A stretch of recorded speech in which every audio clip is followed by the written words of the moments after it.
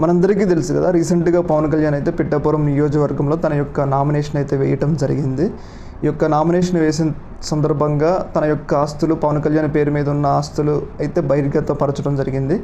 కాకపోతే ఈ యొక్క ఆస్తులు ఒక్కసారిగా బయటపడడం వల్ల పవన్ కళ్యాణ్ మీద ఒక్కసారిగా విమర్శలు అయితే వెల్లువెత్తుతున్నాయి. అటు వైసీపీ వాళ్ళు అయితే పవన్ కళ్యాణ్ మీద తీవ్రమైన విమర్శలు చేస్తున్నారు. ఆ విమర్శలు ఏదైతే మనం ఇప్పుడు తెలుసుకుందాం. మనందరికీ తెలుసు కదా, పవన్ కళ్యాణ్ ఇప్పుడు ఎమ్మెల్యే కాక 2019లో కూడా ఎమ్మెల్యేగా పోటీ చేసిండు.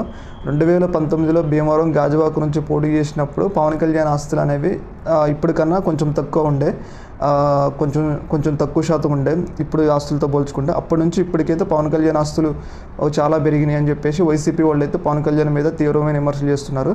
దీనికి కారణం పవన్ కళ్యాణ్ చంద్రబాబు నుంచి ప్యాకేజ్ తీసుకోవడం వల్లే అని చెప్పేసి అటు పవన్ కళ్యాణ్కి వ్యతిరేకంగా ఉండే వర్గం ఉంటుంది కదా, వైసీపీకి సంబంధించిన వర్గం, వాళ్ళైతే పవన్ కళ్యాణ్ మీద తీవ్రమైన విమర్శలు చేస్తున్నారు.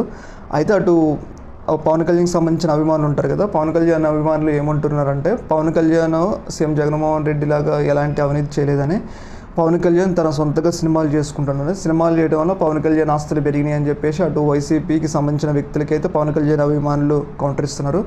ఏదేమైనా ఒక్కసారిగా పవన్ కళ్యాణ్ అఫిడవిట్లో ఉన్న ఆస్తులు ఒకేసారి బహిర్గతపరిచేసరికి ఒక్కసారిగా పవన్ కళ్యాణ్ దాని మీద చర్చ జరుగుతుంది. అటు వైసీపీ మరియు పవన్ కళ్యాణ్ అభిమానుల మధ్య గొడవలు స్టార్ట్ అయినాయి అనేది మనకైతే క్లియర్గా అర్థమవుతుంది. ఏదేమైనా కానీ ఏపీలో యొక్క అంశం అనేది ఒక్కసారిగా చర్చనీయాంశంగా మారిందనేది మనకైతే క్లియర్గా అర్థమవుతుంది.